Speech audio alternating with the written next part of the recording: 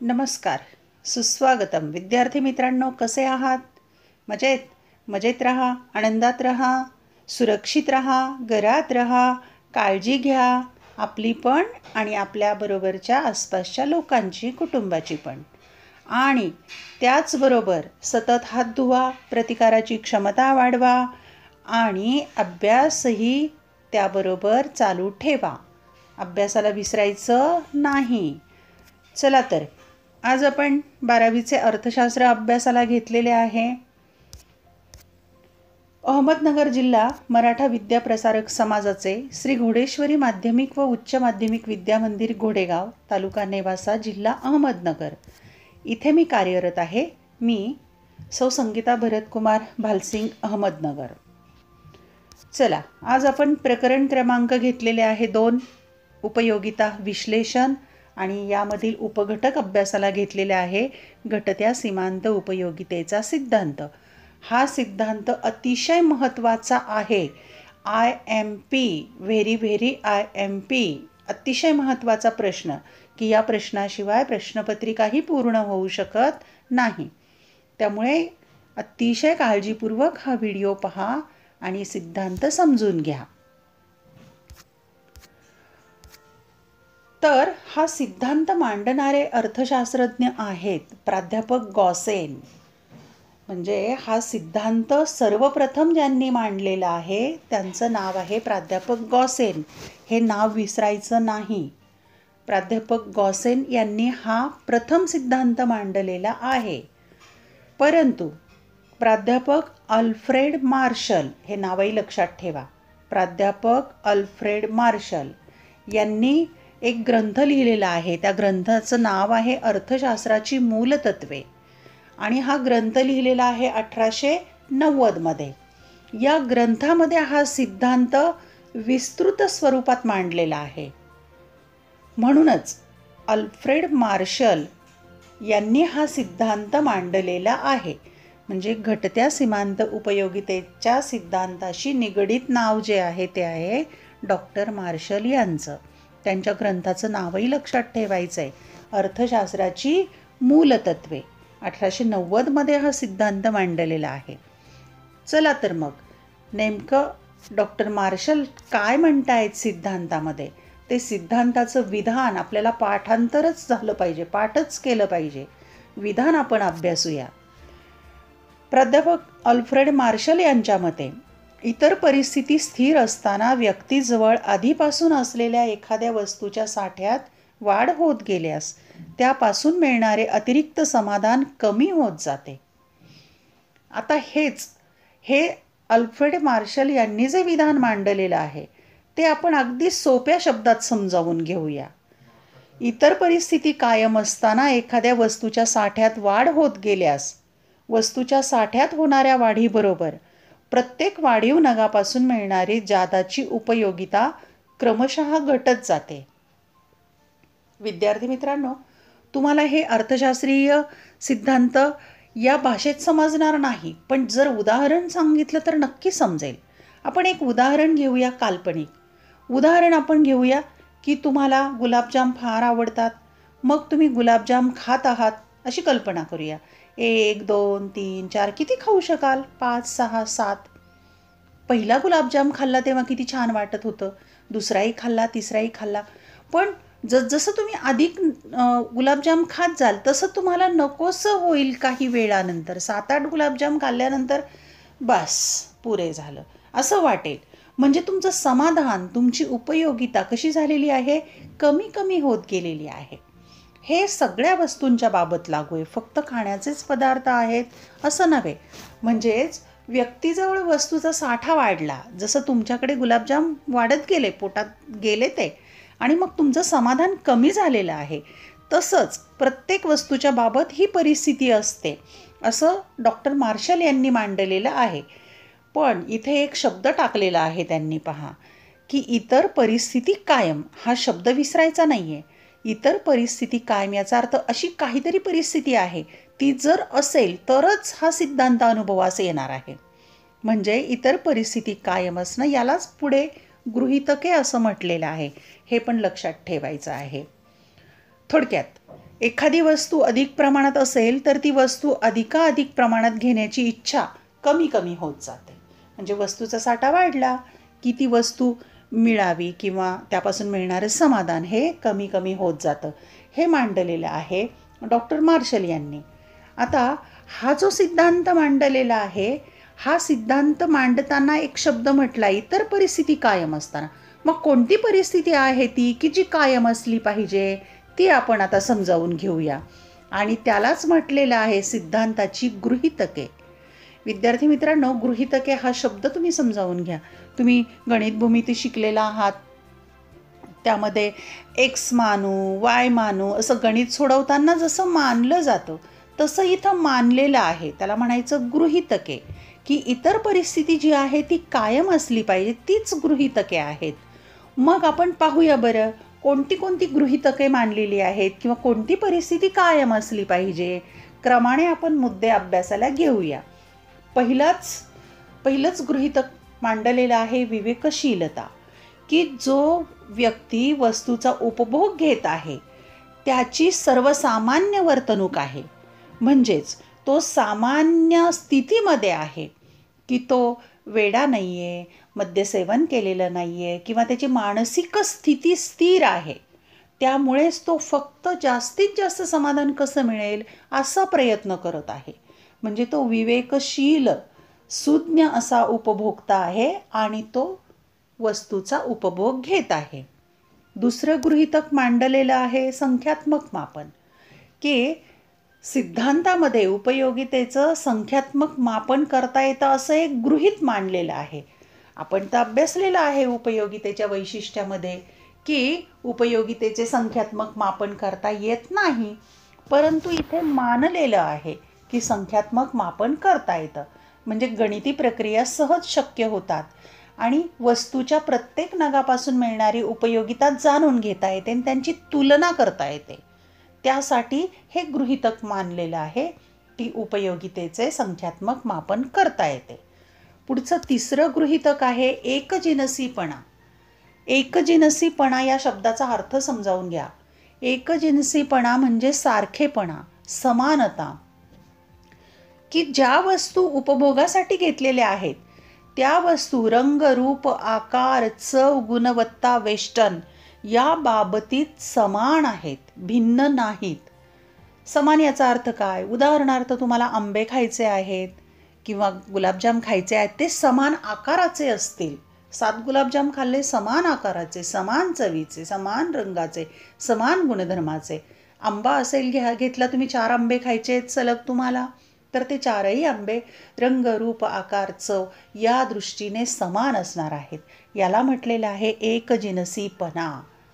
पुढचं गृहीतक मांडलेलं आहे उपभोग सातत्य, की ज्या वस्तूचा उपभोग घ्यायचा आहे त्या सलगपणे घ्यायचा आहे, मध्ये थांबायचं नाही आहे. 4 आंबे खायचे तर तुम्ही सकाळी खाल्ला एक, पुन्हा दुपारी खाल्ला एक, पुन्हा संध्याकाळी खाल्ला एक, पुन्हा रात्री खाल्ला एक, असं चालणार नाही. तर क्रमाने 4 आंबे खायचे आहेत किंवा क्रमाने वस्तूचा उपभोग घ्यायचा आहे. त्यालाच म्हटलेलं आहे उपभोग सातत्य. खंड न पडता सलगपणे एका पाठोपाठ उपभोग घ्यायचा आहे. हे झालं चौथं गृहीतक. 5वं गृहीतक आहे योग्य आकारमान. ज्या वस्तूचा उपभोग घ्यायचा आहे त्याचं आकारमान योग्य किंवा साधारण असावं. म्हणजे खूप लहान किंवा खूप मोठं असं आकारमान असू नये. उदाहरण घेऊया आपण. उदाहरणार्थ तुम्हाला पाणी प्यायचं आहे. पाणी पिताना तुम्ही चमच्याने पाणी घेतलं तर हा सिद्धांत अनुभवास येणार नाही. पण तुम्ही ग्लास हे एक प्रमाण घेतलं, ग्लास भरून घेतला, मग पाणी पिला तर चालेल.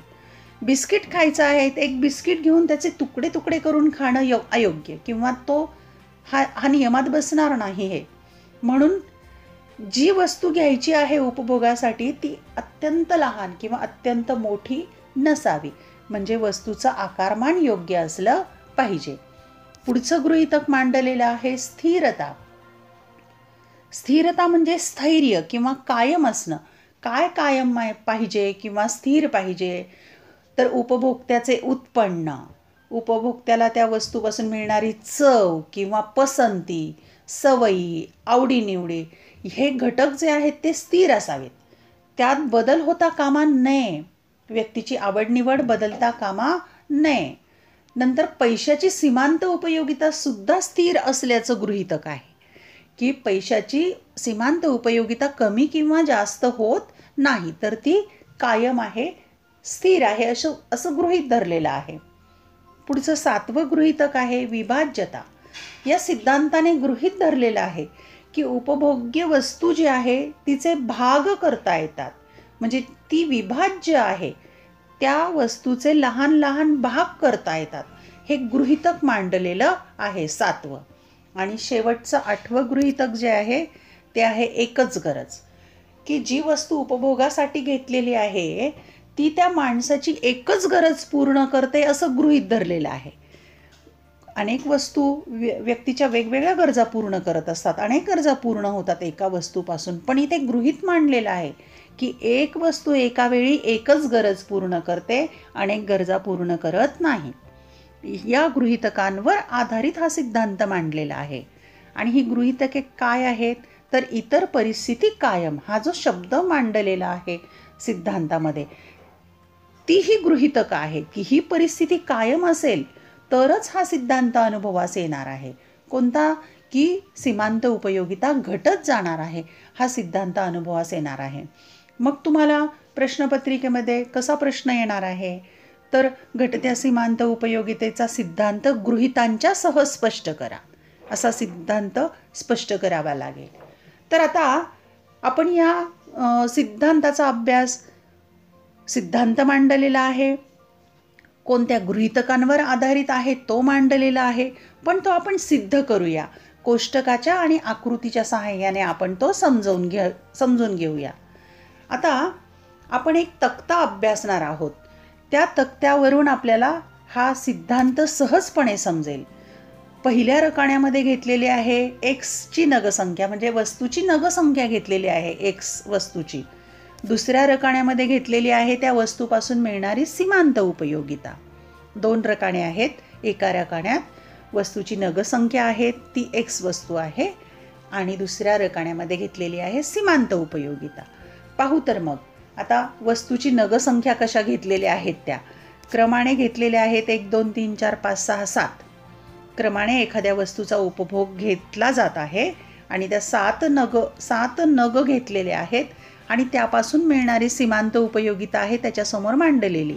पहिल्या नगापासून 10, दुसऱ्या नगापासून 8, तिसऱ्या नगापासून 6, चौथ्या नगापासून 4, 5व्या नगापासून 2, 6व्या नगापासून 0 आणि 7व्या नगाला मात्र -2 झालेली आहे. कोष्टक पुन्हा एकदा पहा की 7व्या नगाला -2 झालेली आहे. आपण मगाशी उदाहरण घेतलं ना की 7 गुलाबजाम खायचेत, 6 खाल्लं, 6व्या गुलाबजामला तुम्हाला नकोसे होतील, गुलाबजाम खाणं नको वाटेल, आणि 7व्या नगाला मात्र कदाचित मळमळ होऊन उलटीसुद्धा होऊ शकते, म्हणजे वजा झालेली आहेत सीमांत उपयोगिता. त्या गुलाबजामपासून मिळणारं समाधान कमी झालेलं आहे. असं एक काल्पनिक उदाहरण घेतलेलं आहे हे. आता याच उदाहरणावरून आपल्याला आकृती देखील काढायची आहे. ती आपण पाहूया आकृती कशी काढायची ते.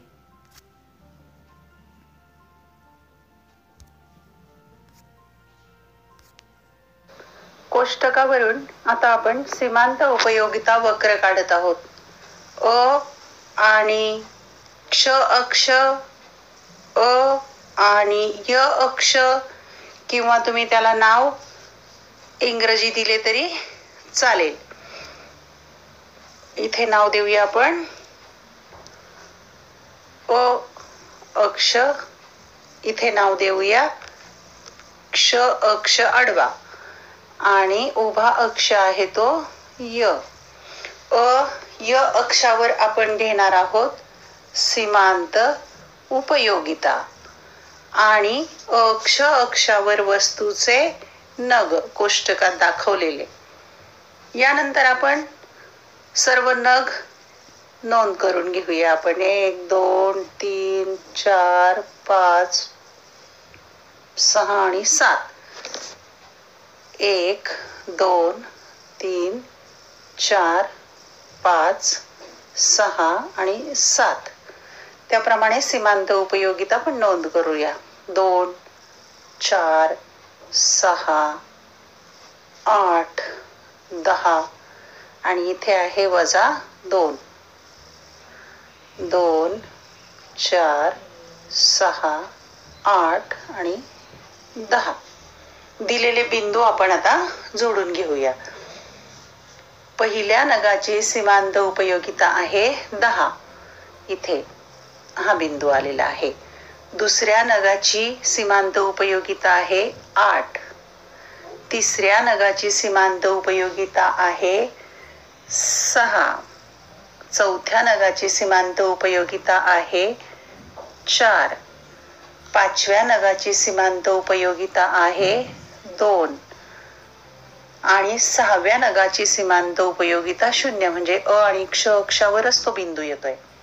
7व्या नगाची सीमांत उपयोगिता आहे -2 इथे. आता आपण दिलेले बिंदू जोडून घेऊया. दिलेले बिंदू जोडताना सरळ रेषा काढायची आहे. सगळे बिंदू आपण जोडून घ्यायचे आहेत.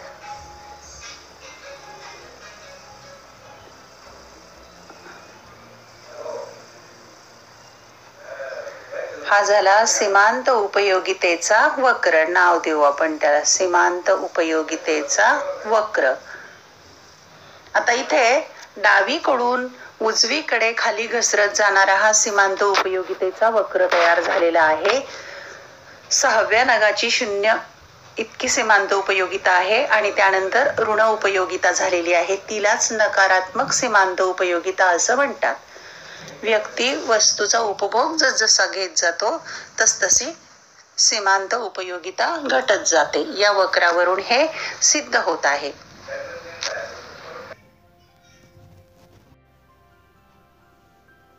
घटत्या सीमांत उपयोगिता सिद्धांताचा आपण अभ्यास केलेला आहे. आता आपण सिद्धांताचे अपवाद अभ्यासणार आहोत. अपवाद याचा अर्थ असा की काही बाबी अशा आहेत त्यांना हा सिद्धांत लागू होत नाही. नियमाला अपवाद असणं हे लक्षात घ्या की काही बाबी आहेत त्यांना हा सिद्धांत लागू होत नाही. त्यांना सिद्धांताचे अपवाद असं म्हटलेलं आहे. पाहूया मग कोणकोणत्या बाबी आहेत की त्यांना सिद्धांत लागू होत नाही. पहिला मुद्दा दिलेला आहे छंद. विद्यार्थी मित्रांनो, प्रत्येक व्यक्तीला काही ना काही छंद असतो. उदाहरण घेऊया आपण. कोणाला पोस्टाची तिकीटं गोळा करायला आवडतात, कोणी दुर्मिळ नाणी जमा करतं, कोणी दुर्मिळ चित्रांचा संग्रह करतं, कुणाला संगीत आवडतं, कुणाला वाचन आवडतं, कुणाला गायन आवडतं, वगैरे वगैरे. की छंदांच्या बाबत हा सिद्धांत अनुभवास येत नाही असं म्हटलं जातं. कारण छंद आहे माणसाला आनंद देतो, समाधान देतो. म्हणून कितीही त्या वस्तू मिळाल्या तर साठ्यात वाढ होते, अधिक आनंद त्या व्यक्तीला मिळतो, म्हणजे त्याची सीमांत उपयोगिता वाढते असं म्हटलं जातं. परंतु एक लक्षात घ्यायचं आहे की इथे जे गृहीतक मांडलेलं होतं एकजिनसीपणा व सातत्य, हे गृहीतकं इथे मांडली जात नाहीत किंवा त्याचं उल्लंघन होत आहे की हे गृहीतक तिथे लागू होत नाही. म्हणूनच पोस्टाची तिकीटं गोळा करणं असो किंवा नाणी गोळा करणं असो, असे जे छंद आहेत त्यांच्या बाबत एकजिन्सीपणा आणि सातत्य या गृहीतकांचं उल्लंघन होतं. दुसरा अपवाद मांडलेला आहे कंजूष व्यक्ती. की कंजूष व्यक्तीच्या बाबत त्याला जसजसं वाढून नग मिळतात उपभोगासाठी त्याचं समाधान वाढत जातं, कारण तो लोभी असतो.